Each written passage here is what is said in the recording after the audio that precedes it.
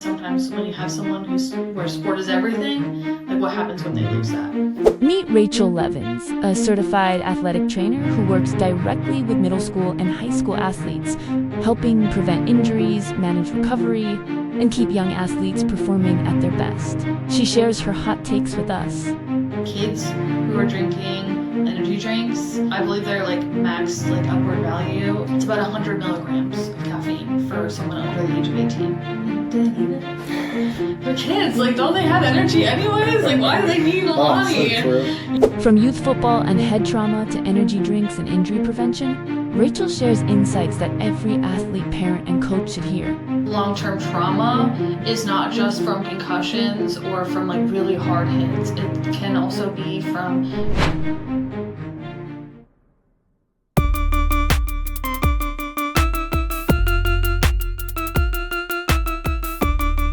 My guest today is Rachel Levins, who works directly with middle school and high school athletes, helping them recover from injuries, preventing injuries before they happen, and better understanding how the body moves and performs. She's extremely smart and very knowledgeable when it comes to biomechanics, recovery, strength, mobility, and what separates healthy athletes from constantly injured ones.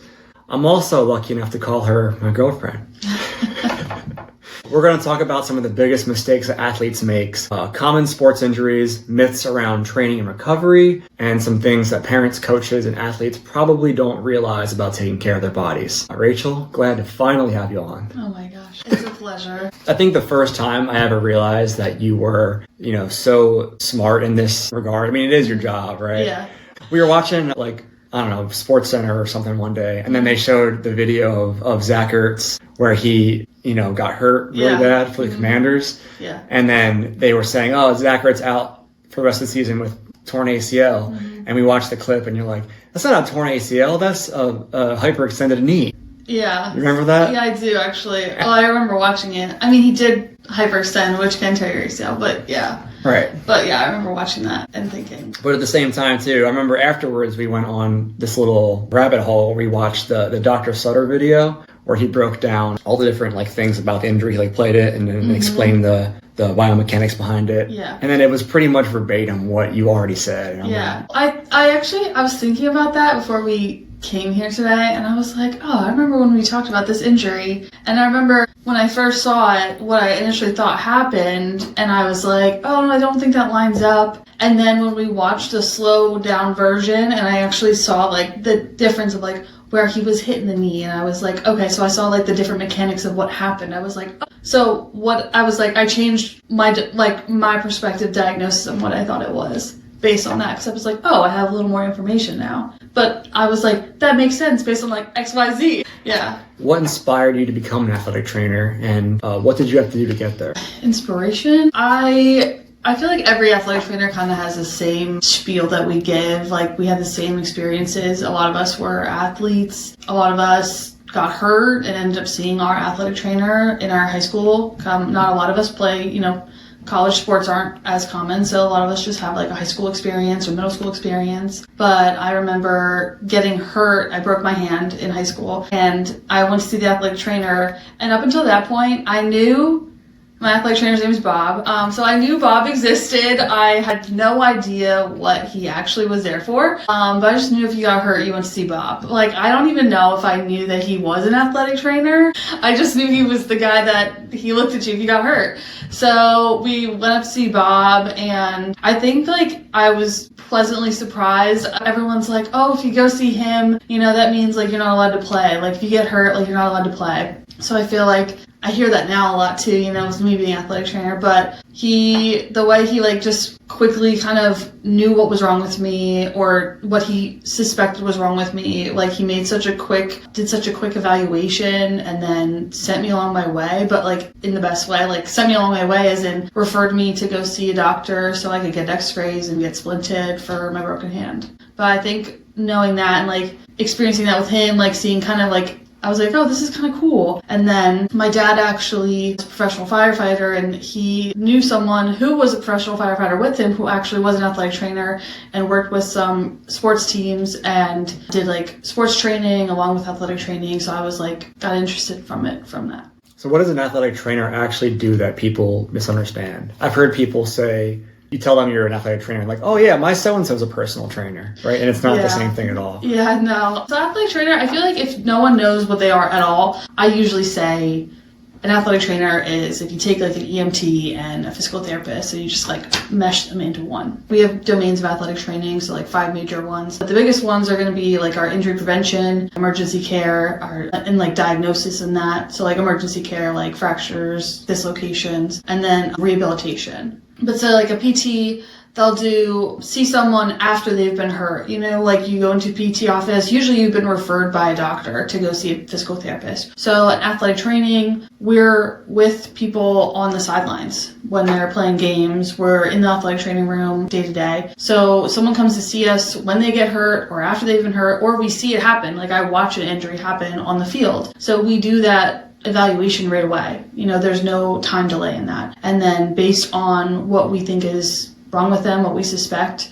our assessment, we are going to, you know, either treat them with us or like treat them in-house, or we're going to refer them out to see an orthopedic or a PT, chiropractic even sometimes. But I feel like athletic training is really just like, that's like the big difference, is that we're evaluating them right as their injury happened or pretty quickly, like maybe 24 hours. And then we're setting up a plan right away. And it's not something that they always have to go see somebody for. So like we eliminate the need and we eliminate a lot of the cost of healthcare. So like we're working in the schools, you know, we're not charging people to come see us, the athletic trainers, the athletic training staff. So they just get to come see us. We take care of them that way.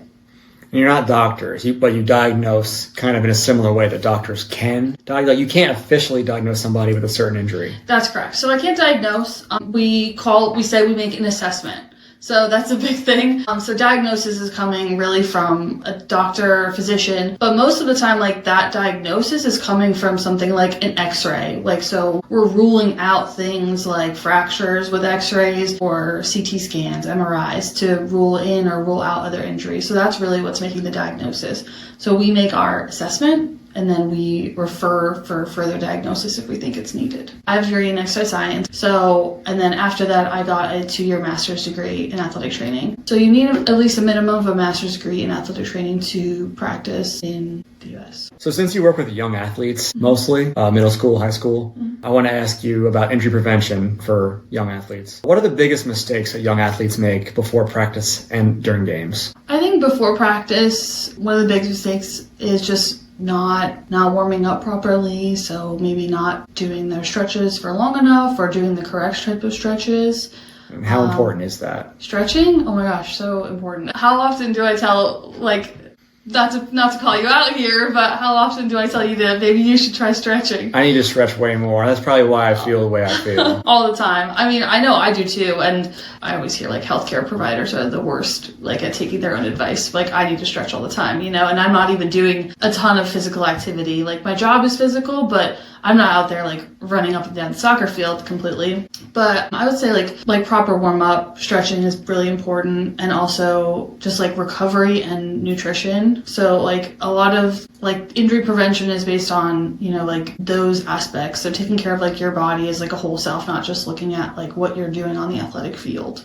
Because when I was interviewing Mark Riggs, we talked about, you know, recovery being as important as, you know, the actual run itself. Yeah. Right. And he just kept saying recovery. Like if you're going to be running 20 something miles, and you're doing that on a regular basis to train, that you need to recover. Yeah, absolutely. And like using fuel, like I see so many, like, and when I say fuel, I mean like food and good food, like food that's good for you, fruits and vegetables, you know, and just having access to things like your good nutrition and rest are great for recovery for that. But yeah, I would say like for our young athletes especially, it's just like proper warm up, stretching, those types of things that they need to be working on. At what point does an athlete, you know, transition into weight training? You can weight train. I feel like I don't want to, I'm not a strength conditioning coach, so I don't want to say that, and obviously like everything I'm saying here is not medical advice. So like take everything with a grain of salt, you know, you see what works for you. If you have questions, ask your doctor, but throw that out there.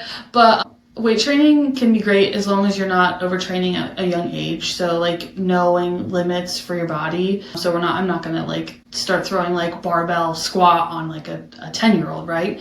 Around like middle school level is where I think you can start getting into some weight training. And if whoever it is doesn't have someone in their life that's like me, like I could, instruct my own children on how to weight train, or if a family member or a friend is more comfortable like instructing someone on how to do that, then I feel like they could ask them. But if you have no background, I would say if you're going to a gym, like ask a personal trainer, get set up with them and ask like they could set them up with a plan that's right for like their body type, their size, their age, like what's good for them. But like middle school level, I think is where you could start actually getting into the gym and moving some weights around and not causing any harm. Okay, well, what injuries are most preventable but happen too often? I would say are muscle strains. I feel like I see so many muscle strains, and a lot of that is due to poor flexibility and just not warming long enough. Also, like our strains can come from overtraining too. So like in soccer, we see a lot of quad strains just because they're constantly, when they're kicking a ball, like what are they using? They're using their quad to kick that ball, right? For the most part. So we see a lot of quad strains, like hip flexor strains in that sport. But yeah, I would say muscle strains are probably one of the biggest. Like in our upper body athletes, we see a lot of rotator cuff strains. Like baseball? Yeah, baseball. Football? Baseball, softball, football. Yeah.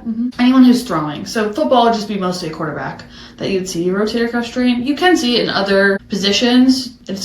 They're not really throwing athletes though, so I wouldn't have thought of them like that, but that can happen too. There's other ways to strain your rotator cuff. Yeah. Any muscle, honestly. There's so many ways. Rolling out of bed sometimes the wrong way. What roles do you think sleep, hydration, and nutrition play into performance? I would say like sleep, that's where our body's rebuilding, everything that we did throughout the day.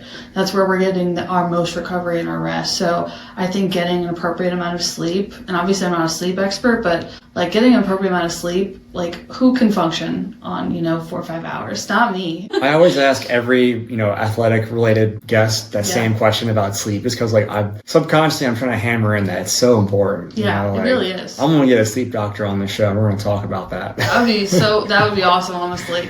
I'd be like, can I sit in the room while you do that and listen, ask a bunch of questions? No, yeah, sleep is huge. And I already touched on it too. Nutrition, like getting in like our good nutrition, fruits and vegetables, having like our balanced plate, is like I feel like the American diet is really focused on, unfortunately, it's like a lot of processed foods. Like we're all in a rush to go everywhere all the time, And that's the most convenient thing, right? Yeah, unfortunately it is. It's hard to get like fresh fruits and vegetables, especially around, there's different like seasonal things, right? So we got to base it on season sometimes too. But carbohydrates are good for you for fuel, but they're not always like the best for like our building blocks. We need some proteins in there, right? We need healthy fats. So like having a good balanced plate, I see kids get hurt sometimes, and that's one of the things I tell them. I'm like, make sure we're getting like our good nutrition in at home, and I have to explain to them what that is. Some schools have like free and reduced lunch, and like some of the students don't always have access to snacks or like good food at home, and it's just it's just the way it is, unfortunately. We even sometimes have like snacks for us, like we have protein bars that we will sometimes give out to the kids, like electrolyte packets, things like that. But yeah, for recovery and like staying healthy, those are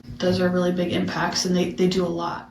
So early warning signs that athletes ignore. How can athletes tell the difference between soreness and injury? Working with middle school athletes is one of the times where I say it's really difficult for kids to be able to tell the difference. They might not have ever been hurt before, and this is probably like getting to that level is probably the hardest they've ever worked in their sport. Or at all. Or at all, ever. Yeah, we sometimes have kids who have never played a sport before, and they just are like, yeah, I just decided to come out for football.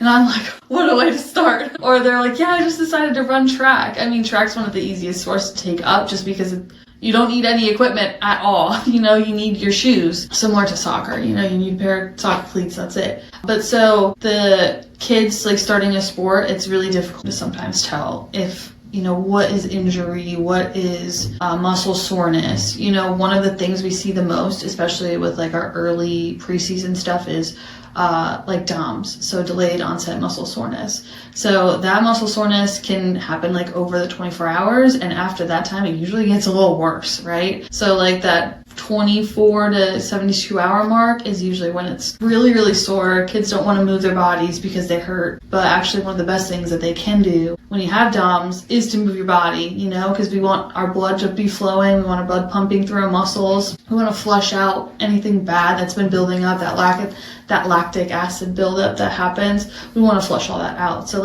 it's hard to tell a kid sometimes, I think you have DOMS, I think you have it's muscle soreness, you need to move around, and they don't usually want to.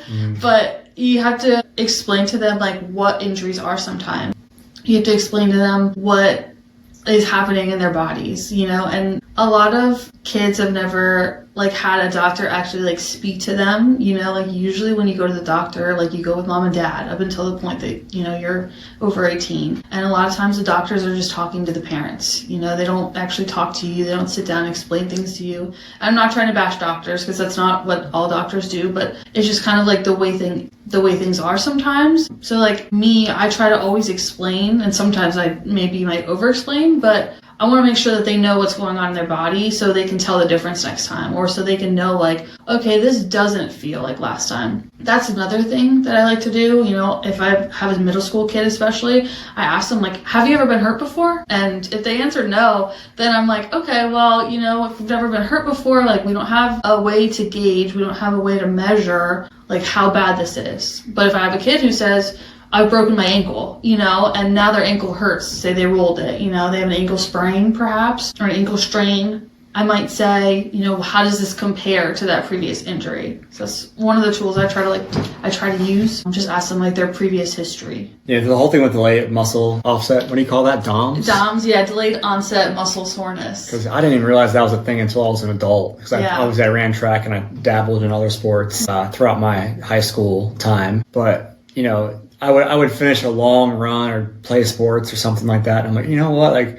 I feel pretty good. The next day I'm I feel pretty good. And the next day I'm whoa. Yeah. This hurts. Why can't I walk down the stairs? Yesterday was relaxing. Why am I feeling like this now? Yeah. Yeah. It's it comes out of nowhere sometimes. I mean, we all do it. We've all pushed ourselves too hard, but we know, that this is muscle soreness. I'm not injured, I just need to move around, stretch it out. It'll go away. Then in your 30s, it's even more important because I'm getting to that point now where I just need to stretch, my back, on my hips, my ankles, everything. I don't have to do much sometimes. I'm just lifting, working, whatever, and it just hurts. Very much so, you gotta stretch. Yeah, I agree. That's just the way it is sometimes. What should parents know about keeping kids healthy in sports? What role can they play in helping them? I think to remember that our kids are kids and that they are not to be college athletes. That's a really hot take, honestly. But I think we just forget, what's the purpose of our kids doing sport? It's to give them, something that they enjoy to do. But also, we want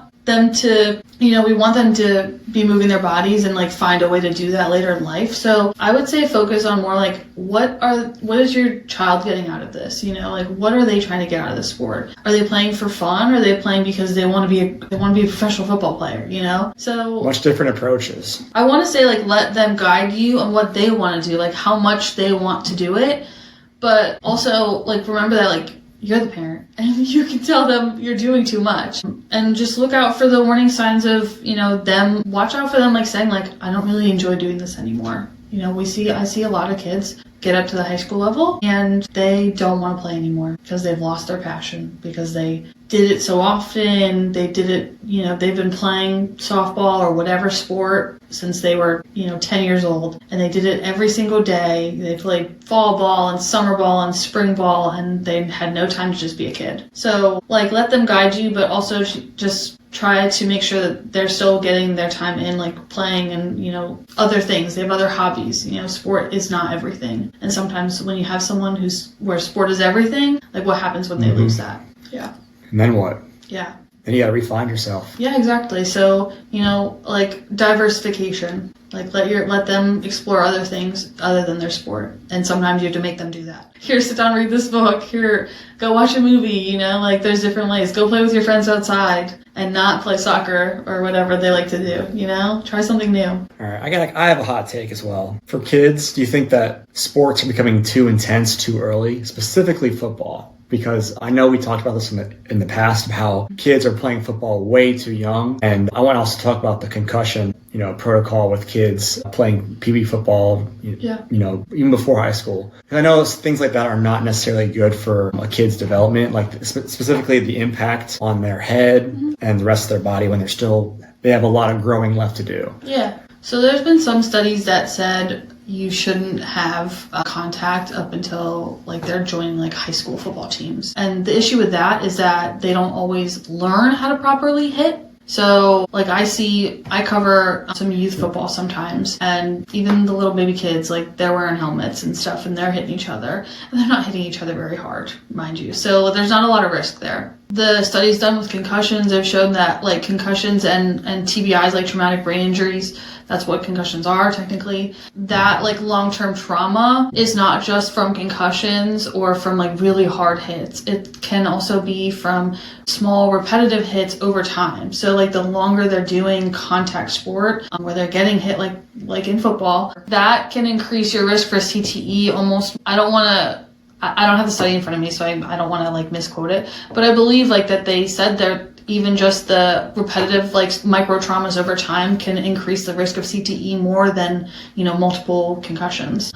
But I usually around 4 to 5 concussions is where doctors start to say you're not allowed to play contact sports anymore, just because of the risk, not only for CTE but just risk of diminished brain activity for the rest of your life. If you look at a lot of NFL players, a lot of them play through the CTE, right? So they're getting hit in the head probably over and over and over and over again, even in one game. And you look to see what happens to some of them later on in life, and it's they start doing things where they can't really control their emotions as much, and they're hurting the people they love, or their brain fog, they're forgetting things a lot more because I guess whatever is damaged up there. I want to dive into your specialized knowledge about the human body. I'm scared. Don't be. What fascinates you most about how the body adapts to training? To training? Yes. Again, not a personal trainer. So when I'm thinking what if I'm looking at adaptions to training, I'm my brain immediately goes to the rehab side of treatment. So if I'm rehabbing someone back for an injury, and I just think the progress that can be made is so incredible. Seeing someone, if I was training someone, coaching them through rehab, after they had an ACL injury or a really bad really bad rotator cuff strain, how they can progress so quickly sometimes is really great. And also just watching that process, I feel I'm more fascinated with the injuries than the training. Yeah, I mean, why most athletic trainers, I can't name one athletic trainer I know that wouldn't want to watch an injury video over and over and over again. And it's I don't want anyone to ever get hurt, I never want to see that, but it's so fascinating to me. That's what really gets me. It's seeing, the Zach Ertz video, I watched it multiple times. I was I need to figure out what happened here. I need the slow-mo version. I need the zoomed in angle. I want to know. It's not a luxury you have with lower level sports. Not usually. Although I have seen some injuries caught on our film, our high school sports, they do film, and I will rewatch those sometimes. But yeah, I think that's what intrigues me more is knowing the mechanics of how did this all happen. I think that's really cool. Because just that part of the human body is so cool. Or how it bounces back from injuries, right? Yeah. Mm-hmm. Well, I guess tying into that, can you share a memorable injury recovery story? I mean, I have so many. The best one. My best one would probably be one of my student athletes. She tore her ACL and came to us a few months post-rehab, and her progress was not great. And it was really disappointing to see just that whoever she'd been working with just was not kind of pushing her to her potential. And everyone's a little different. People recover at different rates. Our athletes tend to recover at faster rates because they usually have a little more muscle tone. They're usually in better overall condition. But the way she was progressing, I knew it wasn't what she needed for her future. And we see kids sometimes and I'm what are you going to look like in 10 years if you don't take care of this, I think about that about myself. Yeah.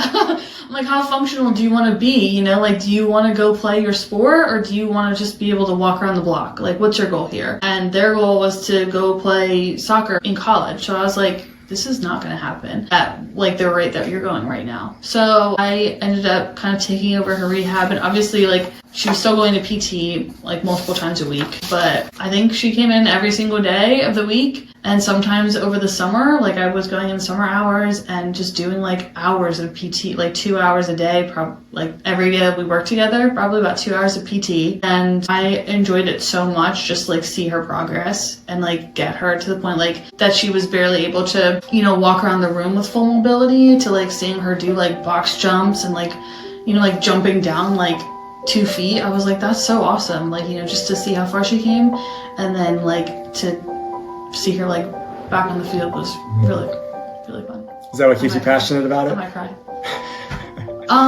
Yeah. That's like the best part. Yeah. Seeing whenever you take someone that's like, oh, they were down and out, and now all of a sudden, you know, after enough, you know, you're working with them for long enough, and now they're back doing what they love to do too. So you're kind of keeping them where they want to be. Exactly. It's not like, and like, mind you, like I say like I did this work, like she did this work. Like she's the one who's like working so hard. So it's like so satisfying to be able to like see and like know that you like help someone like accomplish this goal. Yeah. You know what? That would keep me going too if I were you. Yeah. So sometimes it's not always about the money, it's about like the reward that the job gives you. Athletic training is not about the money. Let me tell you that. Let me tell you that. But it has applications that anybody can use to make their life better, right? It's essentially the education that you provide for the kids. Like you show them how to stretch, how to recover, how to do all these things, right? That can be for anybody. Yeah, absolutely.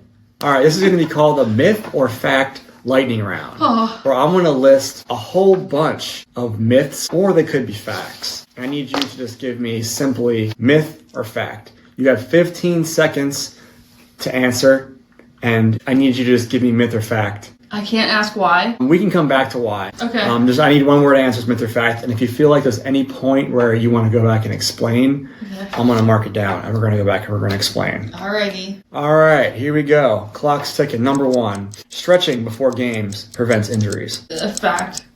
Running is bad for your knees. I mean, it's true, but these all need explanations. You only need to warm up if you feel tight. Myth. Hydration doesn't affect injury risk that much. Myth. More training always equals better performance. More training always equals better performance. Myth. You should play through minor pain.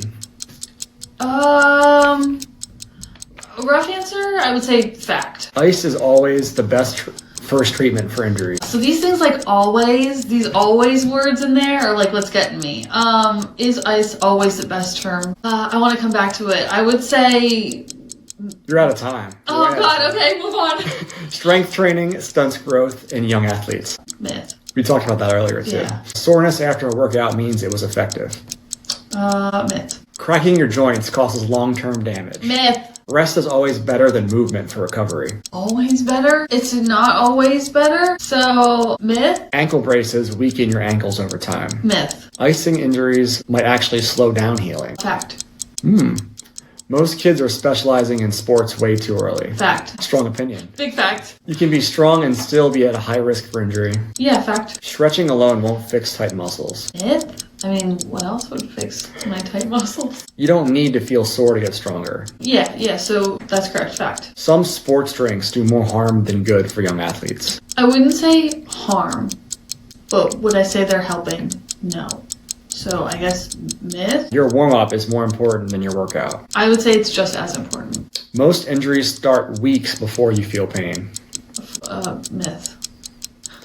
All right. I think that was about 30 questions, almost. Really? Just about, yeah. Oh my gosh, okay. So I was breezing through them. All right, next up I want to talk about athletic trainer confessions. I want to talk about some things that drive you absolutely crazy about the profession. It could be something about the kids. It could be something about the people you work with. It could be anything. Or the job itself. What drives me crazy about athletic training, essentially? The not respecting, like, us as healthcare providers sometimes. I mean, I introduced, like, myself at the beginning and said, like, what an athletic trainer is, because we're just not very known. And I think it's where we're becoming more popular, so I feel like that is kind of going away somewhat.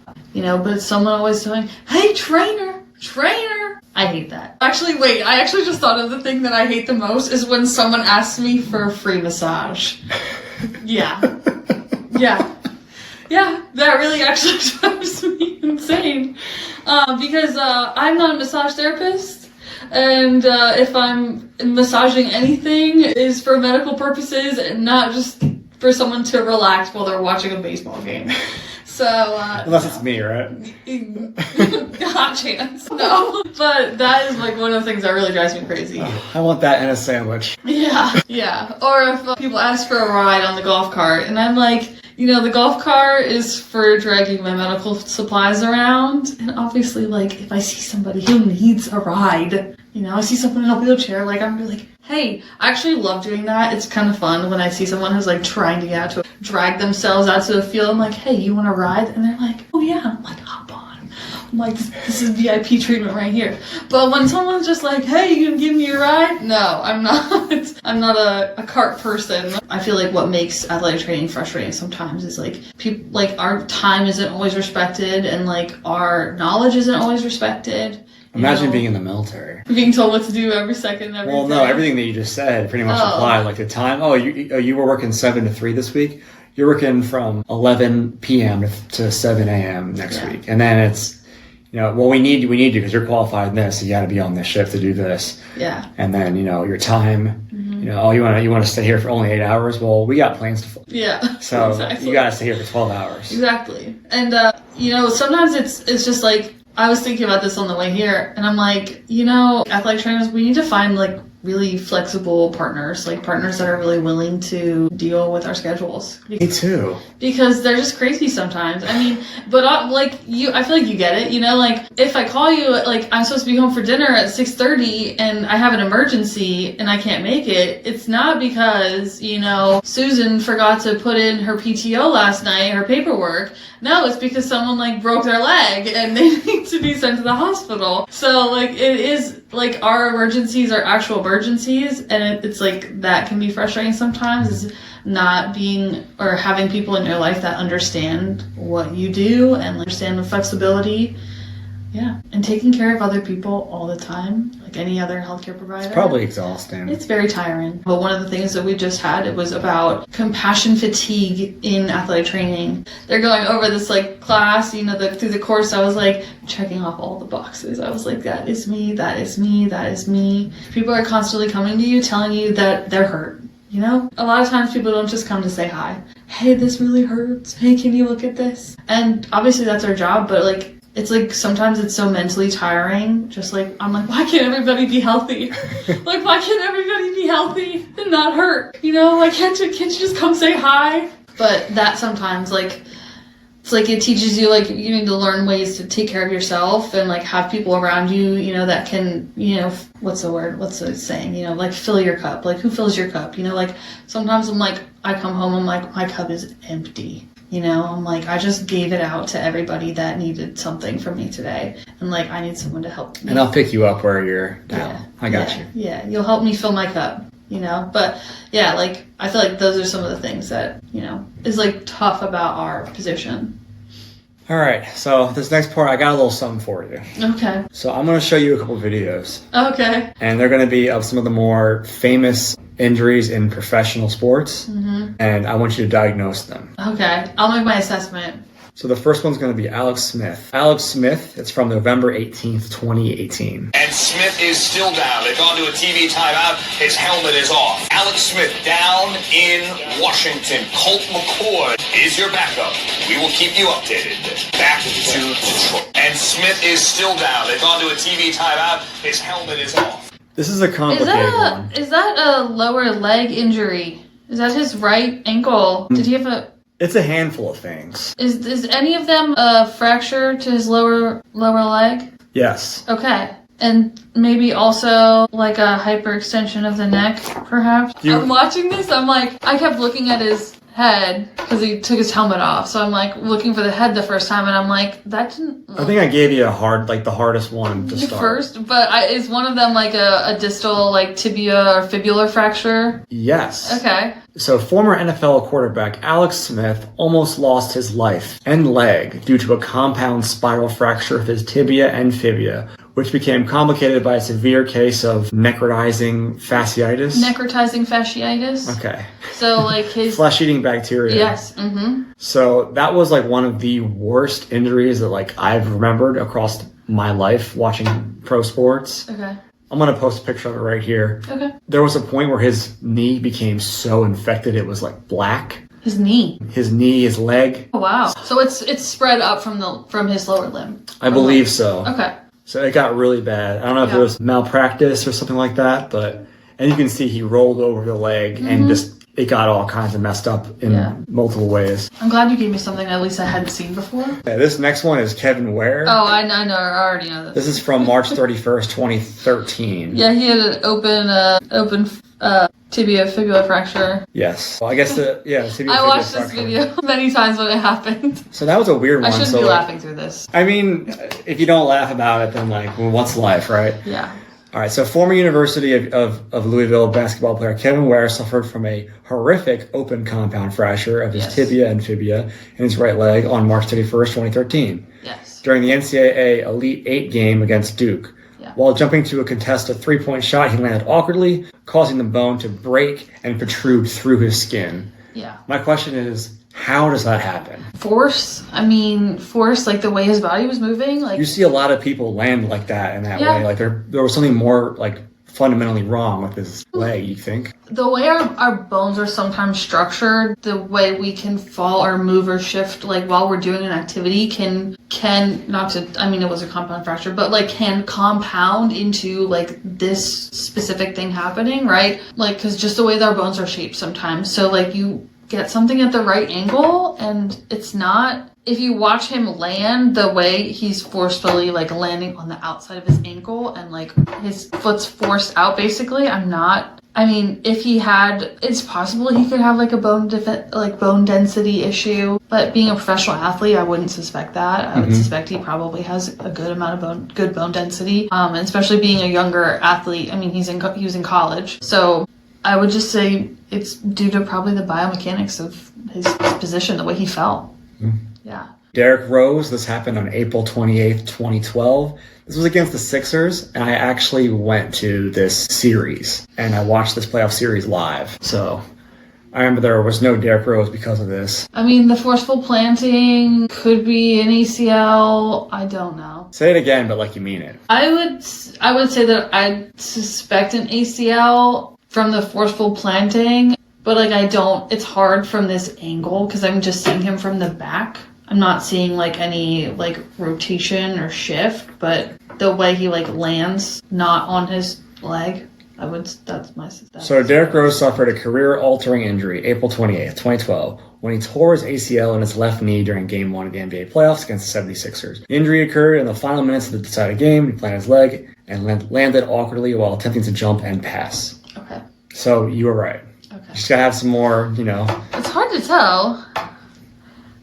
All right, I'm scrolling to the Bills. All right, this next one's weird. I know what this is going to be. DeMar Hamlin. Yeah, I already know. Once I saw the Bills, I already know what it is. I should have given you less popular ones. Well, so this is actually a great video because I'd love to talk about it. Because along with being an athletic trainer, I am a certified CPR instructor. So I certify people in CPR. So DeMar Hamlin went into cardiac arrest, correct, on this field? Yes. Yeah. So there was a lot of debate on what caused him to go into cardiac arrest. I don't know if they ever officially said what it was. A lot of us suspected, and when I say a lot of us, I mean like me and my coworkers, like my other two athletic trainers that I work with day to day. When this happened, we watched this video and we all said we suspected that it was commotio cordis. It can happen when in just the right rhythm of your heart, there's peaks and waves, right? If you get it hit just in the right spot, it can cause your rhythm to be disrupted and you go into cardiac arrest. So I don't know if they, like I said, I don't know if they ever confirmed that that he had commotio cordis, but this is like one of the big moments in professional sports that actually kind of helped the trickle down and what caused us to start certifying all of our coaches in CPR. So like we had athletes who we had to certify their coaches because of having heart conditions, but we started certifying all of our coaches after this issue. So whether we had athletes that needed part of their care plan to have like an AED or certified coach within a certain amount of time, we just started certifying all of our coaches. So all of our coaches that I work with are certified CPR, or certified in CPR, I should say. Moving on, what athletes should never do before a game? What are some things that athletes should not do? Not get any sleep, drink excessive amounts of caffeine. I mean, why not? Why not? Yeah. The caffeine or the sleep? I mean, caffeine. I guess maybe if someone didn't get enough sleep, they would be drinking excessive amounts of caffeine. You know, you're already getting your heart right. Your caffeine's gonna, accelerate your heart rate, right? But if you're drinking excessive amounts and then you're going and playing a sport where you're increasing your heart rate just because of activity, we don't want it to be in a dangerous zone, right? We all max heart rates, like it's like about 220 minus your age. If I'm, a 16-year-old soccer player, like my max heart rate's about 204, right? So if my heart rate's already elevated and then I'm drinking a ton of caffeine, that's getting your heart rate into a dangerous zone. Caffeine can be good, for you in small amounts and like over a course of time. I don't want to say good for you, but it's not exactly a hindrance as long as you're not over consuming it. But like kids who are drinking energy drinks, kids, like, I believe they're like max like upward value, and again, not nutritionists, but we've had like nutritionists that we work with that come and do talks for our athletes, and I believe they said it's about 100 milligrams of caffeine for someone under the age of 18. That's the max. That's their max. They should have per day? Yeah. I mean, I drink energy drinks all the time, and like one of my energy drinks, Celsius, or Alani's, they're like 200 milligrams. So they're in one can, they're having double their max recommended allowance of caffeine in like. So kids shouldn't have Celsius and Alani. Not unless they're having a very limited amount. If they're having half a can or like a mini can, then that's allowed for the day. It's what a nutritionist would say their upper limit is, right? Should they be having it? I mean, do they need it? They're kids. Like, don't they have energy anyways? Like, why do they need Alani? So true. But like they shouldn't be having any more than their recommended like dosage, or allowance. I keep saying dose. It's not a dose. It's their recommended like allowance from a nutritionist. So they shouldn't be having over 100 milligrams. So that would be my recommendation, is to stay under that limit for someone under the age of 18. Well said. Yeah. What are the top 3 things that you can do to prevent injury? Top 3. First, I would probably say a proper warm. We need to make sure our bodies are ready to move. We need to get our blood flowing. Without a warm up, like moving our body, it's like moving a dry noodle. So we need to get blood flowing. Our blood is the water in our muscles, as is water into the noodles. So we need to get those noodles moving, blood pumping, so we can be flexible and be ready to move. Number 2, I would say strength training. We see a lot of injuries in athletes where they're not targeting their specific muscle groups. Like an overhead athlete needs to work out their rotator cuff. Our athletes need to work on their hips. So specified workouts for muscle groups. And number 3? Number 3, I would probably say recovery, and specifically within that, like sleep and also nutrition. So like making sure like we're giving our body enough rest in between our workouts, and that we're, giving our brain rest. And then also like our food is fueling our bodies for our workouts, and it's also just fueling our bodies and our brains, right? So we need to make sure we're getting in enough food and the right food to keep us moving and like get healthier and stronger. What's the most common injury you see in knees? Most common would probably be something with patellar tendon. So like patellar tendonitis, patellar femoral pain syndrome. I would say for patella would be like stretching, making sure you're doing like quad and hip stretching. And then also like for tightness. And then also would be just like specific like knee patellar like targeted exercises. So like rehab. The ankle. Most common injury would be like a lateral ankle sprain, which happens when, everyone says, I rolled my ankle. That's usually what happens, is a lateral ankle sprain. To prevent it would be strengthening, ankle strengthening, rehab. Everything's gonna be rehab, strengthening. But no, like strengthening is really what's helping us to keep our body moving the way it's supposed to be and like keeping our body in its proper form. But yeah, what's your next one? Shoulders. Shoulder would be a rotator cuff injury, and I would recommend strengthening. But like really like, yeah, rotator cuff injuries are super common just because like our rotator cuff is at the back and we're throwing everything forward, like just getting like proper mechanics, and like we're mostly overthrowing. So like our shoulders, if we're not doing specific rotator cuff strengthening, then like we're not strong enough to throw like as often as like people are usually required to for their sport. So they need to build up their strength so they can build up their capacity for like their sport. Hips. My hips hurt all the time. Hips are a little more tricky because like hip and low back are usually kind of intertwined. So like a lot of hip issues can come from hip tightness in the front, or also like we can have like our low back hip tightness. Hip issues can also come from like our legs. So like if we're having, you know, hip tightness, soreness, clicking in the front, it's probably coming from like tight muscles, like tight hip flexors. You know, what are we doing most of the day? Like the average American, we're sitting, right? You know, so my legs are, I'm seated, so my muscles are in a shortened position. So as soon as I stand up, I'm already lengthening them, right? So like when I'm seated in this position for so long, I need to move my body. Otherwise my hips are naturally going to be tight. They're going to be pulled forward. You know, our pelvis is like an amazing structure. It can rotate, you know, in, out. We can get out of balance. So like if our muscles are too tight in our hips or like our legs and back, you know, everything's kind of connected. I recommend, like, I actually did a little talk at my school a few weeks ago, and I handed out these stretching programs, and I gave them out to like some teachers, and it was just like how to stretch even at your desk. But everyone should probably be stretching like between 5 and 10 minutes a day, and at minimum. And that, I feel like that's so easy to do, but like we just, you know, we're all too busy. We're too busy, right? We're busy people. But yeah, the hips are a little more difficult just because it could really, a lot of times, like we see like interconnected issues. So like something usually from like the lower legs or the upper legs,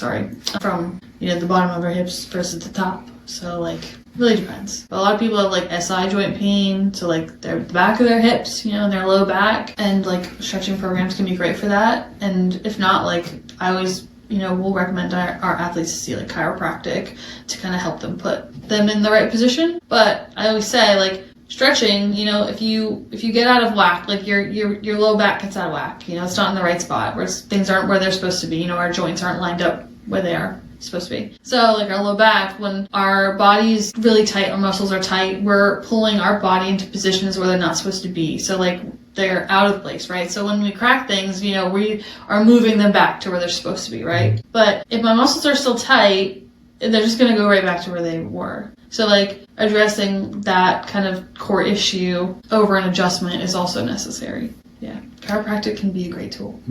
Lastly, shins, and more specifically shin splints. Shin splints. So shin splints are actually called MTSS, or medial tibial stress syndrome. So stressing the inside of the tibia, like distally, so closer to my ankle usually is what's most common. To address shin splints, my easy fix would be look at your footwear. A lot of times athletes are not running in proper footwear, so the foot drop, our feet kind of can roll in. It depends on everyone's mechanics. Everyone moves a little differently, I said earlier, right? Every body is different. But addressing footwear would probably be like my first recommendation, and updating your footwear too. So like our shoes aren't built to last forever, unfortunately.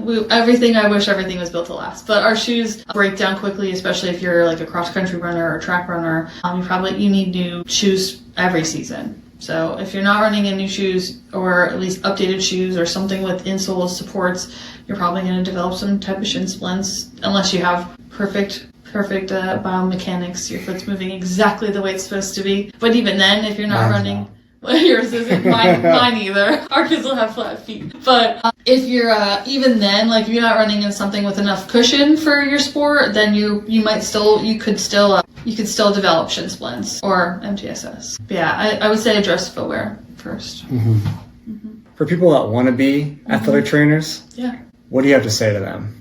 Should they pursue it? I mean, of course, like if that's something you're passionate about, then yeah, pursue it. I would say get into your athletic training room at your high school or your college and see what it's really like. I think like it's like, like any job seems super easy before you get into it, right? You're like, and then like they pull the hood off your head and you're like, oh, this is the real world. But I think if you have a good knowledge about what athletic training is and it's truly what you want to do, then yeah, pursue it. Like, I mean, I don't think most athletic trainers picked it because it was easy or because, like, for the money, like I joked earlier, like, we picked it because it was the way that we wanted to help people, like, we want to help people right off the bat.